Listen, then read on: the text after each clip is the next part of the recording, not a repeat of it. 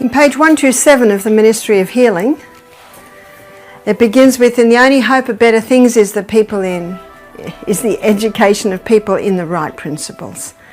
Let the physicians teach the people that restorative power lies not in drugs, but in nature.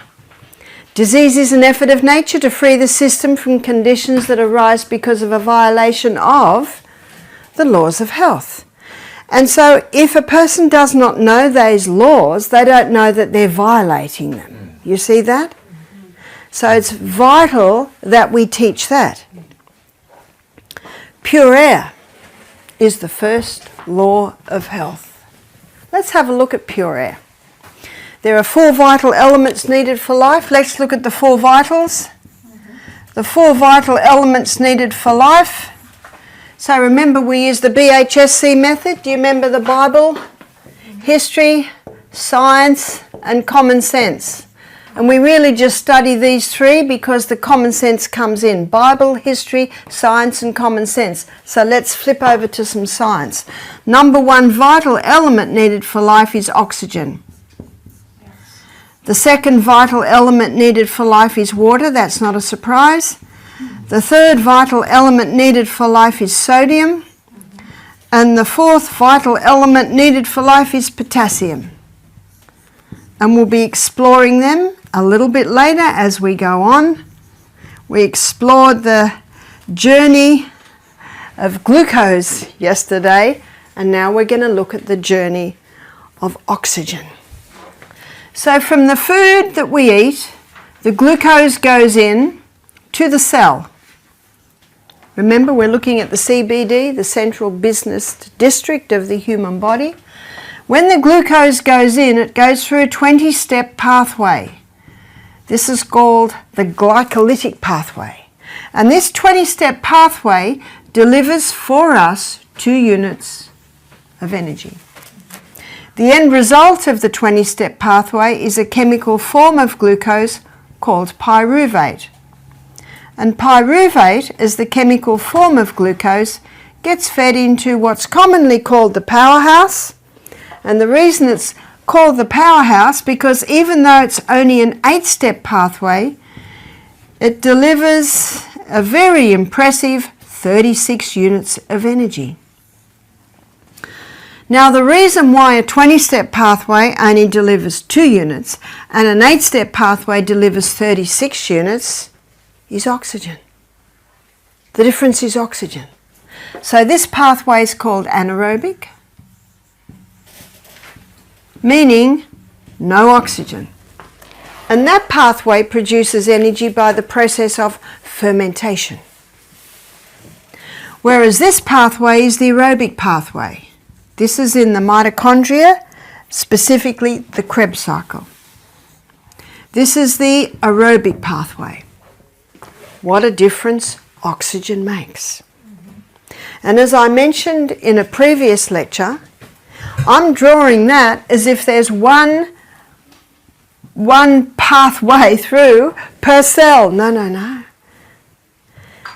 You can have 100 of these little mitochondria energy cycles in one muscle cell. And if you exercise every day, your amazing body can actually develop more. And the more you have, the more energy. But what really is the biggest determinator of energy is oxygen, as you can see. And we are the ones, I, myself and I am the one that chooses the air that I breathe. I am the one that makes the decision on how much oxygen's going into my body. But many are sick through ignorance, not realizing the very things that are influencing the oxygen going in. So that's what I want to look at now. Let's make a list of the effect of oxygen in the body. Oxygen. Now these terms I have taken from the writings of Ellen White. Oxygen vitalizes. Oxygen invigorates. Oxygen electrifies. Now that's how you're going to feel when you have enough oxygen going in to get down to there. That's impressive. Now there's a name for lack of oxygen. It's called chronic fatigue syndrome. Is that right?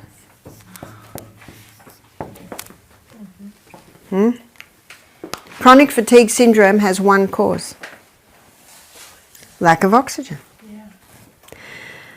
Now, medical missionaries, there can be 100 causes for the lack of oxygen. And remember, many are sick through ignorance. There can be 100 causes for lack of oxygen, and we're going to touch on some of those. Oxygen also soothes the nerves.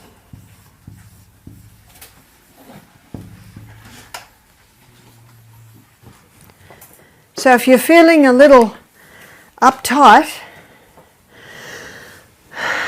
breathe deeply.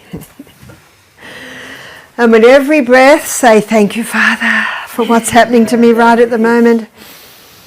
Thank you. Thank you. Did you know that God is a solution God? No matter what you go through, He has a solution. There hath no ten taken you, but that which is common to man. But God is faithful, and what will not tempt ye above what ye are able, but with that temptation He'll make a way of escape that you may be able to bear it. Is that right? Yeah. So when I was in Frankfurt, about to fly to America, and they said, no. I said, no. They said, no, America's only accepting vaccinated people. America's only accepting US citizens. What am I going to do? Do you know what my mind suddenly said? I can't go. I've got 2 weeks of health retreats booked in. They've got 14 guests. And they're all there because this Australian speaker's going to be there. Breathe deeply and know that God has a way out of this. So I booked a flight for another couple of days. Then I had to find somewhere to stay, and everyone speaks German. And I don't know where to stay. But you know what? God is a solution. Breathe deeply, a bit hard with the mask. Open the mask, breathe deeply. And something happened. And I just want to share this with you to show you, because often when people are stressed, they're lacking oxygen. They forget to breathe deeply when they're stressed. So I went and got in a taxi. Taxi said, I said to taxi, can you take me to a hotel? I can't do that, that'll take hours. No, you get out, go and find someone who'll tell you the hotel. Do you know, I was really glad of a mask, because I've got a, release valve. It's called crying. So I just cried when I got out. Went and sat in a corner. It's really good, the mask, no one knows.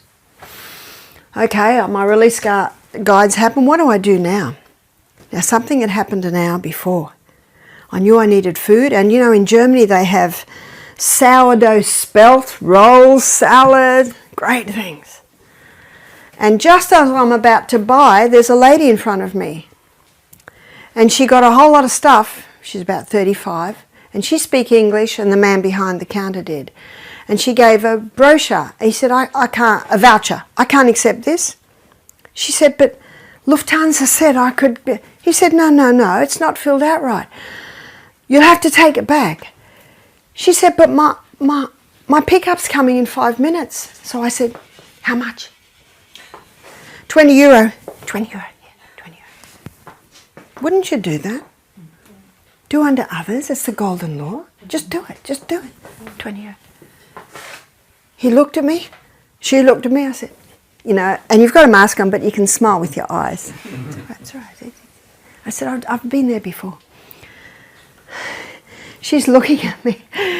She got her food, he took the money. So that had happened an hour before. I didn't think anything of it, that's what you do. So I'm sitting there thinking, breathe deeply, how do I find a hotel? And then I looked at that man, and he could speak English. So I went over to him, I said, excuse me, can you help me? And I found if you say that to a man, remember they're the warriors, and you're a defenseless little lady. And he looked at me, and then more people came. I said, oh wait. I stood back. He got someone else and he said, yes, what is it? I said, I can't go to America. I've got to find a hotel. I don't know how to. Okay. Found me a hotel. What price? Not too much, not too little. Yeah, I've got a price. Rang them up straight away. Yep.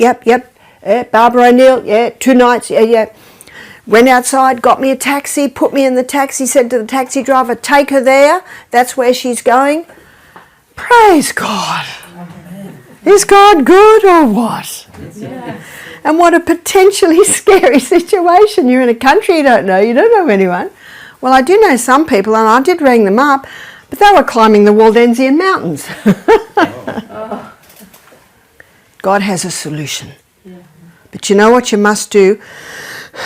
Breathe deeply, because what does your brain need right at that point? 36 units of energy. 36 units of energy.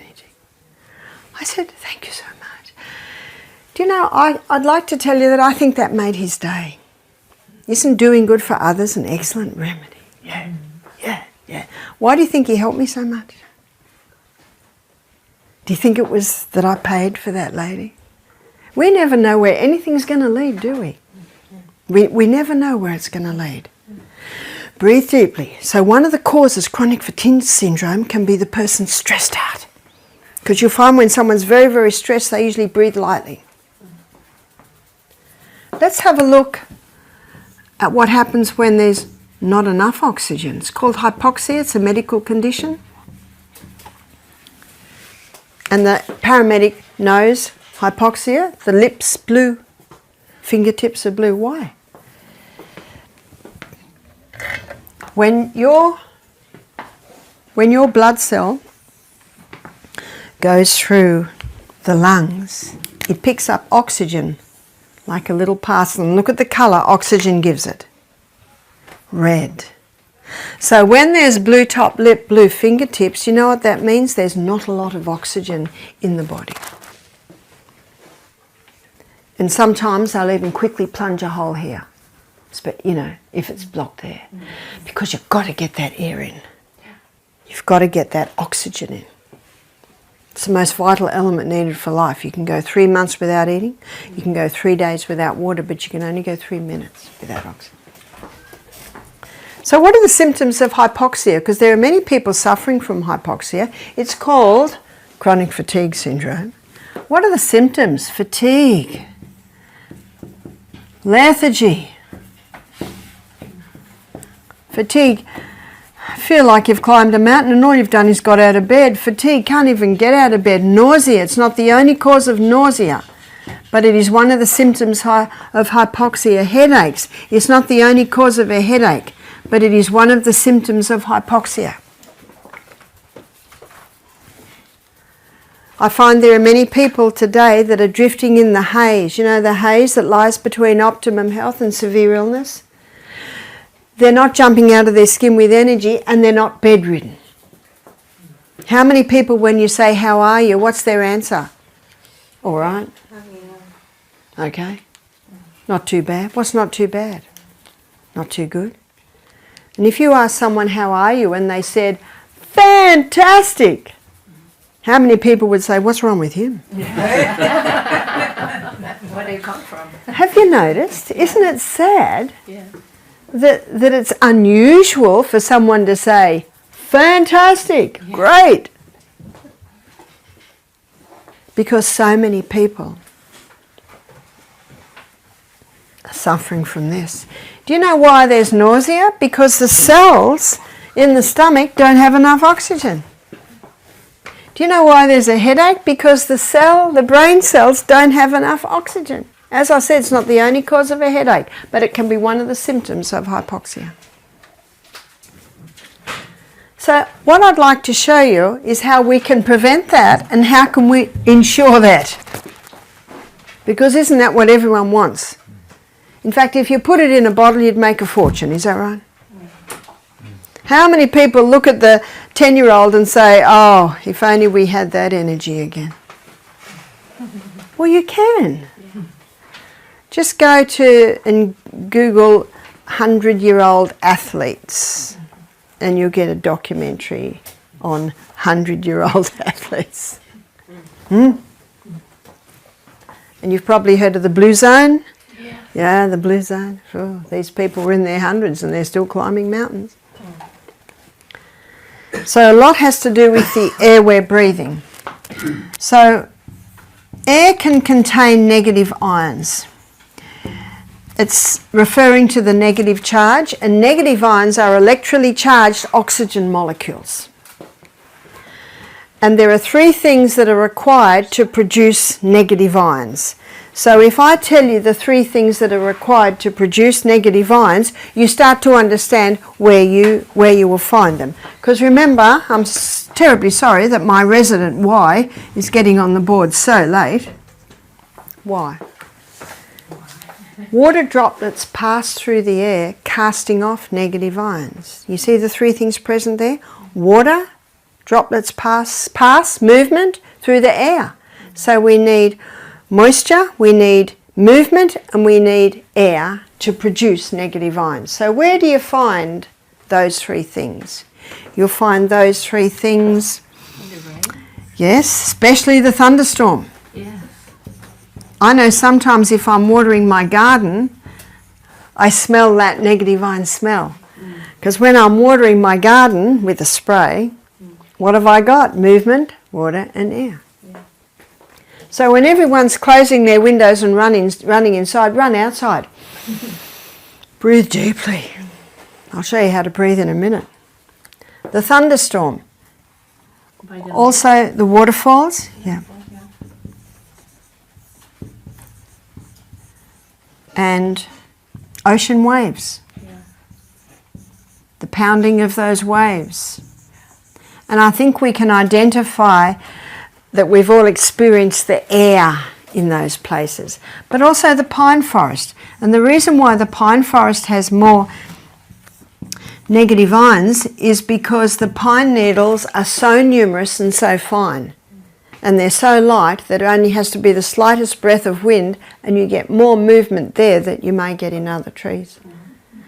So early in the morning when I went through the pine forest and dived into that water, I got a nice dose of negative ions. Do you remember what I said yesterday? The person with chronic fatigue, you ask them, do they exercise? What's their answer? You don't understand, I've got no energy. Yes? So doesn't it need to rain then in the pine forest to have the water? Well, trees are giving off moisture all the time. That's where the clouds are born. Clouds are born in forests because they're giving off the moisture. One lady with chronic fatigue heard my lecture on exercise, put her joggers on and just pushed herself, went 5 kilometres, came back, collapsed and said, see, I told you exercise was no good. Another lady decided to go round the house once the first day, twice round the house the second day, 3 times the third day, 4 times the 4th day. 5th day she'd go round the block. That's how you start. You start where you are, little by little by little. You push yourself a little bit more every day. Last week a lady told me she got her rebounder. Very sad story. This lady's been on antidepressants for 25 years. And now she's got the shake. She's off the antidepressants, but they've done the damage. And she got a rebounder. She doesn't shake all the time, just here and there. And she said she is improving because she has begun to implement the true remedies. So she got a rebounder. She said the first day on the rebounder she did 10 seconds. She said, I'm up to 15 minutes now. I thought that was an excellent story. I said to her, I'm going to use that story, Sylvia.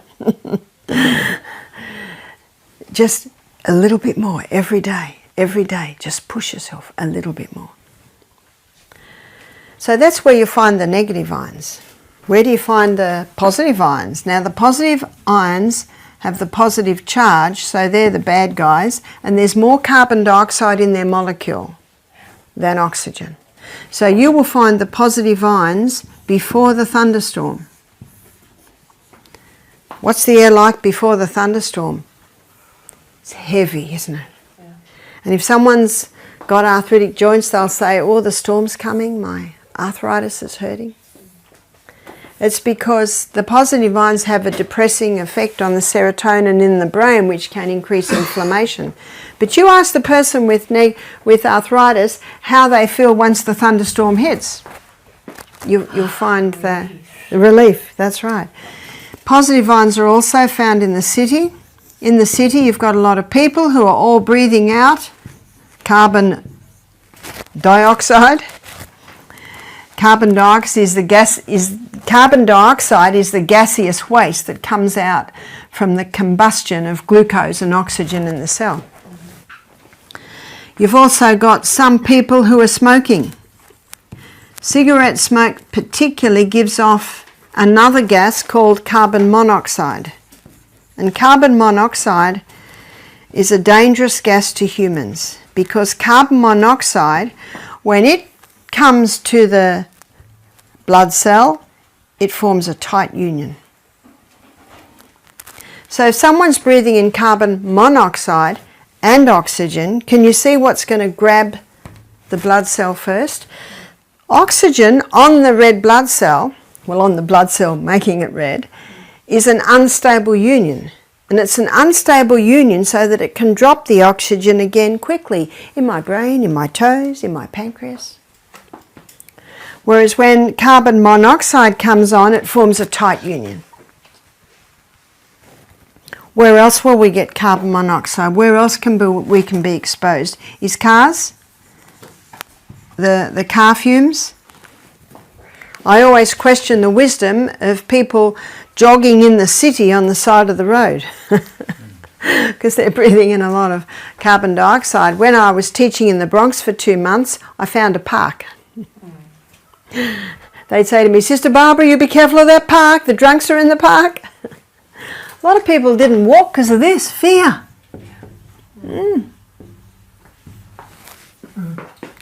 God said, I've not given you the spirit of fear. I'm not walking at midnight. And when I was walking, there are a lot of people walking to work. If we entertained fear, we wouldn't do anything, would we? I say to mothers, don't say to your son, don't try the tree, don't climb the tree, it's dangerous. Don't go on that jump on your bike, it's too dangerous, you might get hurt. Because you know what boys love? Danger. And if you say don't do that, it's dangerous, that's exactly what they want to do. So when my kids were on the jumps or climbing the trees, I just looked the other way. Because you know what's happening now? So many are saying, don't do that, don't do that. Come inside and just play games on the computer. I tell you, there's far more danger there. They break a leg, it'll heal. But what happens in there hardly ever heals. And what are they doing when they're climbing trees and doing jumps? Oxygen. And that oxygen going to every cell in the body helps them to grow stronger.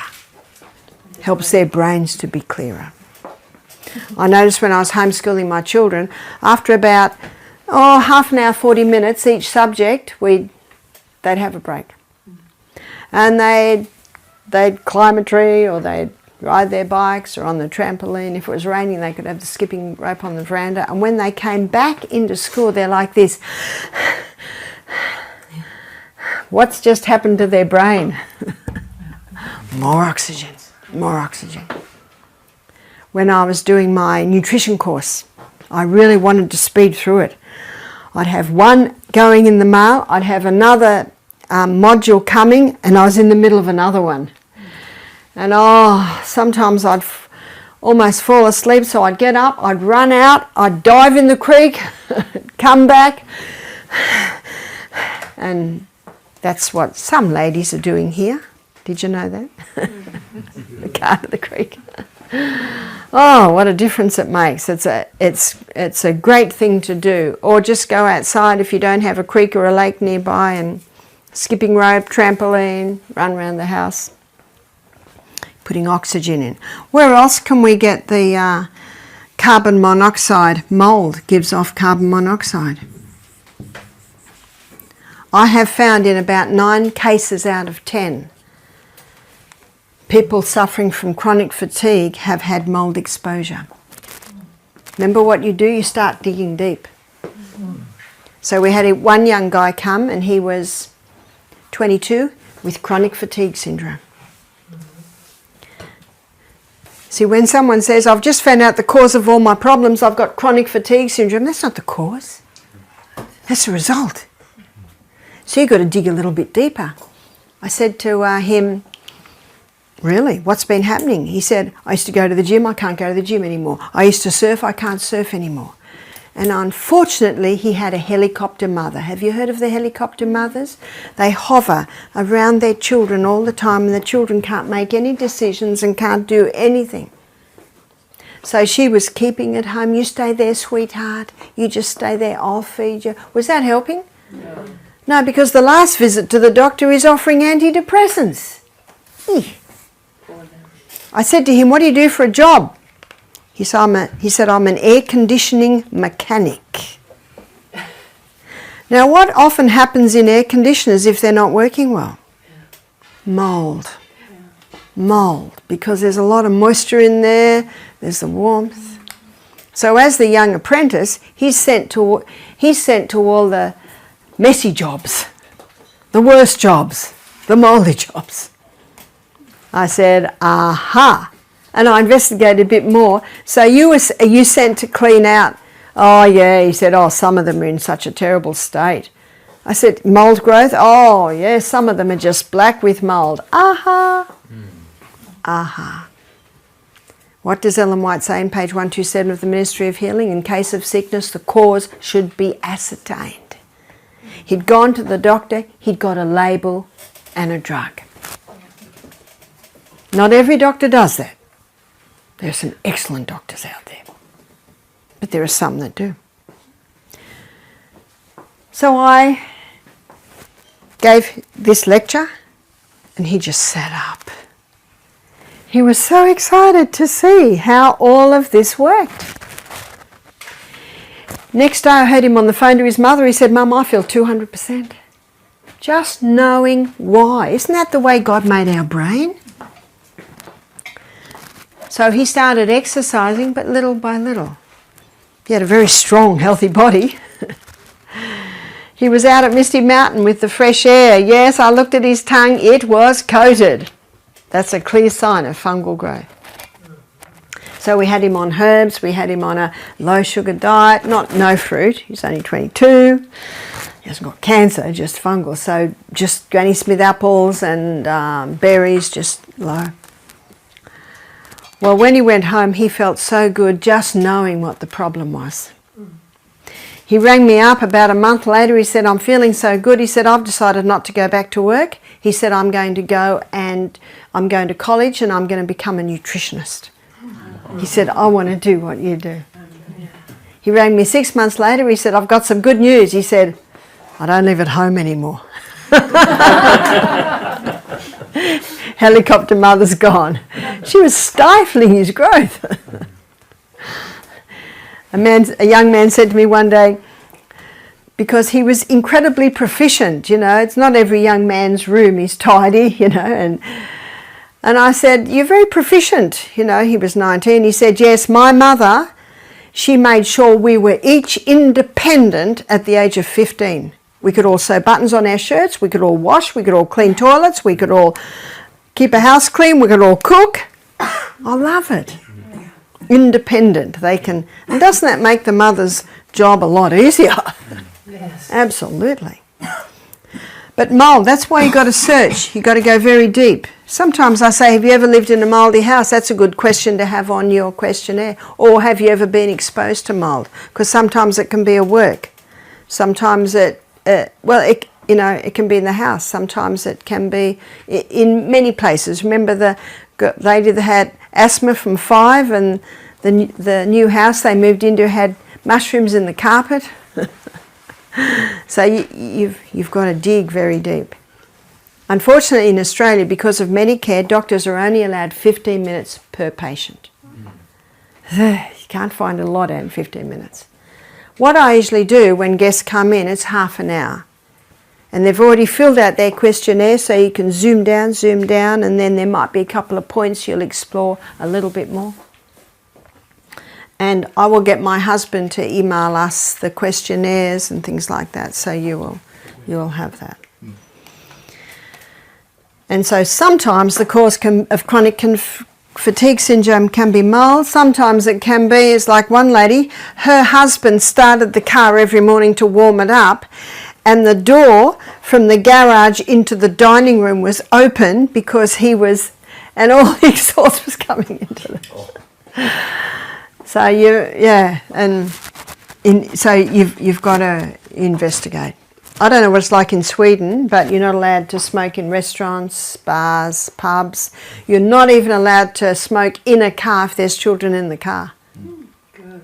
Yeah, it is good, because one of the worst lungs I've met was from a lady who'd never smoked, but her father smoked all her life and her boyfriend smoked. And she was the one that had the bad lungs. That's your passive smoking. It's one of the worst. Now, can you see, students, why smokers start to have their limbs amputated? Because when they smoke, they're taking in a lot of carbon monoxide, and there's not enough oxygen to get to the extremities. And if those extremities lack oxygen, they start to die.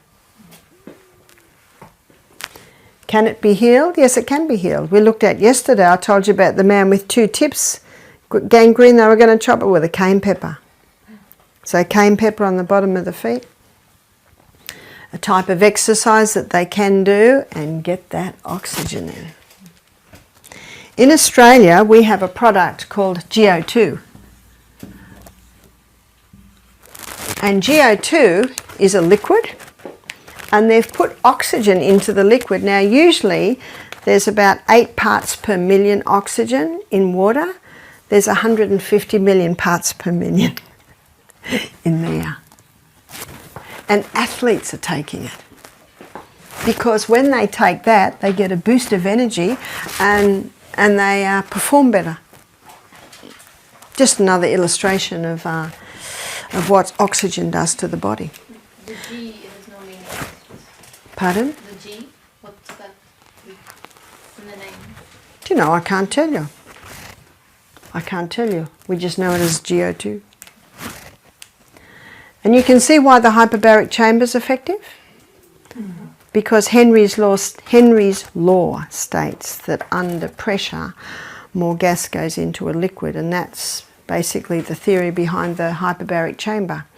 Under pressure, oxygen is pressurized in, goes into the body.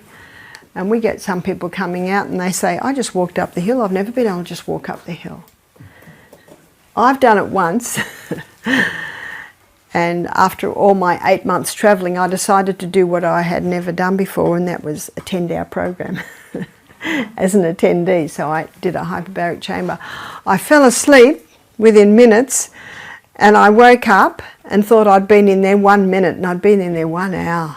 Whoa, I slept incredibly deeply in the middle of the day. Soothes the nerves. Another way that oxygen can be prevented from going in is the way that we breathe. Many people today are high chest breathers, only breathing up here. And when they only breathe out there, the bottom part of their lungs is actually almost not in use. So what would cause someone to be a high chest breather? Slouching. Ellen White states that our abdominal muscles were designed to aid in the breathing process. So that's a sentence I often use. I often quote Ellen White but I actually don't say it is, you know, when I'm speaking to people that don't know of Ellen White. But she says it so beautifully and so well. So our abdominal muscles were designed to aid in the breathing process. So how can we access our abdominal muscles to aid in the breathing process? The back must be straight. And so then we come back to the abdomen, and then we come back to what we talked about yesterday, strengthening your abs, strengthening your abdominal muscles. So your Pilates type exercises, they're core strengthening. Yes, because you weren't sure what I meant by core. Core is basically, you know, you've got your apple core and then you've got our core, which is right in here. Our core muscles are very, very important. One massage therapist said to me, I can tell the strength of the whole body by the strength of the core. And you know, when you lift, you keep that back straight, you bend your legs because you're going to lift with your thighs and engage the core. So if I can't see a young man around to help me get my bag, I think I'm going to have to engage the core. I engage the core and take all the weight there. Did you ever wonder why God made this the biggest muscle mass in the body? Why he made that the longest bone in the body? It's so that we lift with our lift with our thighs. There are many a sore back because of this hunching. So keep that back straight. When I was in the Bronx, there was a Jamaican man. He was about 70 and he was weeding. And you wonder, are there any weeds in the Bronx? Well, there was a little gap between the cement and the telegraph pole. And I watched him, and he had his back perfectly straight, bending right down, no bend at all in that back. That's the way to bend. I'm able to do much more than I could. Why? Because I do it a little bit more every day. Keep that back perfectly straight. And then when I was in Kenya, Africa, I saw quite a large lady, and you know their brooms are only that long, they're like strawish. And she was sweeping like this, and her back was perfectly straight. So practice helps to get that back perfectly straight and a strong core. So make sure every day you do something to strengthen those core muscles. And when you strengthen the core muscles, it will pull your spine into a more upright condition. Do you remember the quote I gave you from Counsel on Diet and Food? I think it's page 29, where Ellen White explains or describes the elements of a healthy body. The erect spine. The erect spine. Do you know, one day I was at some lights, and all these school kids, they looked about 13, 14, walking along, and some of them are walking like this, chatting to their friends. And then I saw this real skinny guy. He was really brown with white crazy hair, and he was bouncing along. So the erect spine, the firm elastic step. He was obviously a surfer. It was in a coastal town. But the difference between this muscular, tanned young guy who was just springing along with this straight back, and then so many just walking like this. If you go into a psych hospital, you see that same thing. So the erect form, the firm elastic step. All this to ensure that you're using your abdominal muscles to aid in the breathing process.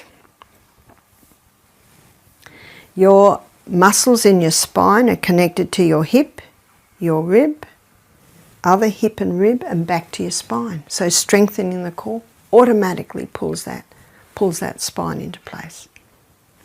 You didn't think we'd be talking about that when we talk about oxygen, because that ensures that you're using your abdominal muscles in the breathing process. So be very careful not to have tight pants, tight skirt, tight belts on, because that also inhibits your abdominal muscles in the breathing process. Are you familiar with Andre Bocelli? He's a blind Italian opera singer. The most amazing voice. So I've never seen him, but I saw a DVD of a concert of his one day, and this is how he stands. He's standing like this the whole time. He doesn't move much, I guess he's blind, but he'll hold a note, and when you think he can't go any further, he'll go up to a higher note and go longer. Now, yes, that is training, but he's used this. Same thing when you speak. Now, remember this when you give lectures. If you speak here, if you speak like this, I'm speaking from my throat and my high chest, and it's not really easy to listen to me, is it? No. But if I speak from down here, if I speak from my abdominal muscles, I can talk all day with no strain. And you listen to newsreaders, especially women. Men have naturally low voices, but you listen to the female journalist, and she will be speaking low. She will be speaking from here. So be very mindful of abdominal muscles for your spine health, for your abdominal breathing, and also remember what that will do is that will get more oxygen into your lungs. So when someone's got chronic fatigue syndrome, not only do we need to assess the air that they're breathing, the home that they're in, but also animals in the home, especially in the bedroom, especially on lounges that are cloth and carpet. And I have had some people with chronic fatigue syndrome because of so many animals in the home. And one lady, animals in the bedroom. And I said, can we start with getting the animals out of the bedroom and maybe just in areas where there's wooden or tiled floor, because they don't give out pure air, and it's usually dogs or cats, and they're meat-eating animals, so the breath that they're giving out is not a good breath at all. Now, I have 2 friends who have vegetarian dogs. They've only ever given them vegetables, and they mix flour, water and a bit of oil together to make long sausage type things and put it in the oven, a really low oven, for 2 hours, and that's their bones. And you know, they don't have bad air coming out. Does that mean if we have vegetarian dogs and cats, can we have them in the house? No, it is still not, you know, that's the dropping of the hair, there's what they're giving out. So that's what you're looking at, is the air that people are breathing. So often we have to check the house. We've got a series at our retreat, and it's called Is Your House Killing You? And I think there are about 5 DVDs. And SBS Television is one of the television stations in Australia. They did it for a series several years ago. And we show it to our guests, and wow, that's a real eye-opener of what's happening in your house. The state of the carpet. One family, they had twin boys, and one twin was rushed to hospital 3 times a week with severe asthma. And so they got the team in to look at the house, and they pulled up the carpet. And so there were 2 beds, you know, one twin was there and the other twin was there. The little boy that was sick, they pulled up the carpet, there was all black mould under the carpet.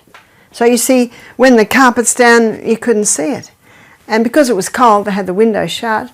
So what caused his asthma is the breathing in of the mould. So there are many areas you can see that you can go, because this is the most vital element needed for life. And lacking pure air, whether it be the air that they're breathing, whether it be poor posture, or whether it be that they're not exercising, because exercise is the most powerful way to oxygenate your body. Do you remember I gave you that piece of information the other day, which is an excellent piece of information when you lecture on this? Right now we're breathing in 500 mil, we're breathing out 500 mil. When you get to the top of the hill and you're breathing in very, very deeply, you're breathing in 3,600 mil of air, And you're breathing out 3,600 ml of waste. So that's a very important piece of information, which shows the importance of daily exercise. And helping people with chronic fatigue syndrome, start small. Little by little by little, work the body up to it. There's one other area, and we'll be covering this in a little bit more detail when we go on our journey through the gut, and that is poor digestion. So particularly when I talk about poor digestion, I'm talking about the stomach. And as you'll see as we go through the journey into the gut, you've got a whole lot of things happening in your gut. It's about 8 meters long. So there's lots of things happening. So when the stomach is not working well, and the stomach is where our protein mostly is broken down, and one of the reasons that the stomach may not be working well, so this is where you investigate. It could be the person's eating all day. It could be the person's drinking with their meals. It could be the person's having breakfast like a pauper, lunch like a pauper, and tea's the king and the queen together. So you investigate all of those things, and stress. Stress at the meal table, stress when they're eating. How many people grab something to eat and run out the door? There. That interferes with digestion. When we're stressed, the brain sends a message to the stomach, and the stomach stops making hydrochloric acid.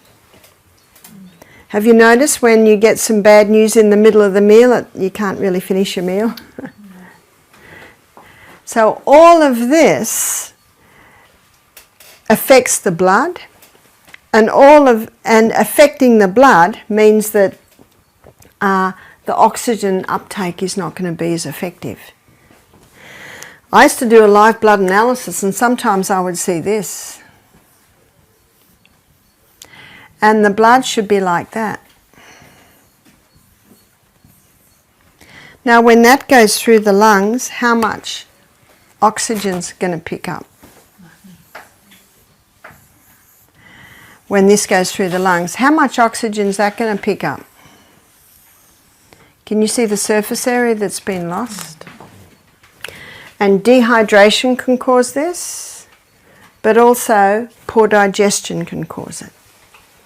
And the way poor digestion can cause it is that you're getting a lack of peak nutrients, or the nutrients you should be getting into your blood, but you're also getting substances going into your blood that has an effect can cause this.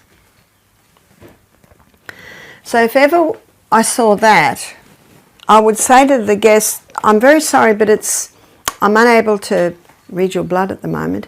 Mind you, I would always investigate, because it's very easy to spoil a slide. So if I saw that on the first slide, I would take another slide. And then I would take another slide. And once, 5 blood slides later, it still looked like this. So then I say to the lady, and this happened 9 o'clock in the morning, I said, have you had any water to drink today? She said, no. I said, what have you had today? She said, a banana and a cup of tea. So a cup of tea contains tannin and caffeine, and if sugar goes in, that's 3 dehydrating agents. And when we wake up in the morning, that's the most dehydrated time that our body will be in the whole day. And I don't know about Sweden, but in Australia, people usually wake up and the first thing they have is a cup of coffee or a cup of tea. But that dehydrates even more. And as you'll see when I speak about water, dehydration can manifest itself in so many different ways, in so many different people. What about a banana? Doesn't that have moisture? Well, it does, but your stomach needs water to make digestive enzymes to even break down that banana. So she was dehydrated when she woke up, and her cup of tea and banana, and she happily told me because she thought it was a pretty good breakfast. At least it wasn't a Coca-Cola and a chocolate bar. You see that? And remember, you never judge. So when she told me, I just said, oh. Can't say right, because it wasn't really right. Can't say that's terrible, because I'm not the judge. And you will lose people. So I just said, oh. I said, did you know? And then I explained to her what I just explained to you. She said, really? I said, yeah. I said, the first thing we should all do when we wake up, it should be by our bed, is water. But the best way to get it in is little by little. This is what I do. I have half a glass of water and a little bit of the Celtic salt. I go to the bathroom, have another half glass of water, pray, have another half glass of water. When I'm up to my second glass, have a little bit more salt. Get dressed, have another half glass of water, do my Bible reading. So usually I can have 3 glasses of water before I go for my morning walk. And then when I get back, another glass. So I usually wake at 5, walk at 6, eat at 7. So I'm easily able to get a lot of water in. And I don't want to be getting up at night, so I have most of my water before my breakfast and before my lunch, and then maybe a couple of glasses in the afternoon. Just plan it. If you wait till you're dehydrated, your body's in a crisis. You've just got to do it. You've just got to do it. And so, I saw this lady a few days later. She said, I'm drinking my water. She said, all I can see in my mind is my clumped blood. But you can give this story. You can even say, Barbara gives the story of when, you see, you can certainly do that, because that tells a lot.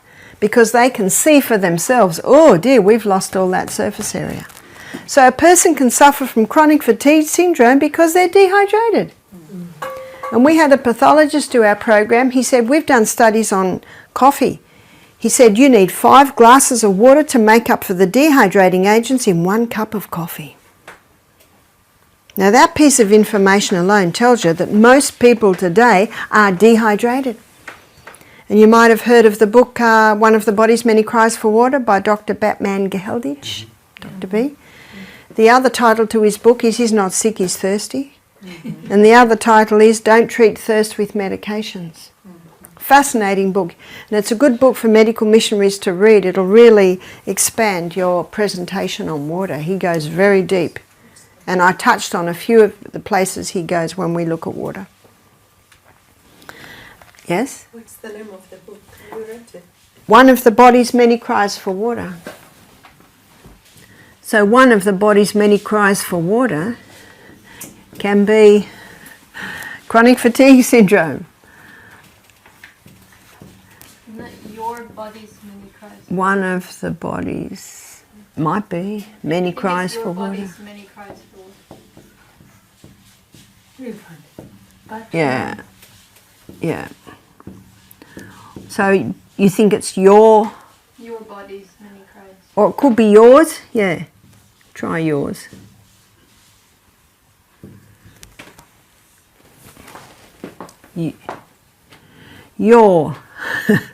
Your body's many cries for water. Could be that. Chronic fatigue syndrome is an effort of nature to free the system from conditions that arise because of a violation of the laws of health. But as I've shown you today, you can go big on showing air, the importance of pure air. So where's the devil going to strike? Pure air. How will he do that? He'll just get everyone to wear masks. Because what are people breathing in when they breathe in their masks? Their body's waste. I read a report by a lung surgeon, and he said, we believe that we're going to have a lot of lung problems soon because people are not breathing in pure air. Yes? The chronic fatigue syndrome will be coming as well. That's right, absolutely. There's going to be a lot more people. In fact, the people with wearing masks, at the end of the day, they've got it. They can't do anything. So isn't it interesting? Where has the devil attacked? Pure air. What are you suggesting then for people who have to wear the mask? Well, when I come back in, my husband doesn't want me to say this on camera anymore because I was certainly attacked severely because this lady from Ireland, I freely talked to her. And I told her about my mask that's full of holes. And it's got diamantes on it. So you actually can't see that it's full of holes. But they say that they have some chemicals in it, and if you put the holes in, we inhale the chemicals. I just know that when I've got it on, I can breathe freely. It doesn't inhibit. And in Australia, on the plane, it says no mask, no fly. So you have to wear one. But you might have another option. Yes, masks from textile masks. Yeah, yeah. But even then, they have to have holes. Have you ever had a cloth mask on? No, they're better. You're still breathing in your own waste, yeah? Yeah, I had to work with mask, and I got so tired of it. I said, no, I don't work in this way. Yeah. I can't. Yeah. And a girlfriend, she had to fly to the US, and she had some Strohhalm. Strohhalm, I don't know what it is. Straw in her nose. So different. Then she was able to get more air. Oh, straws coming out under the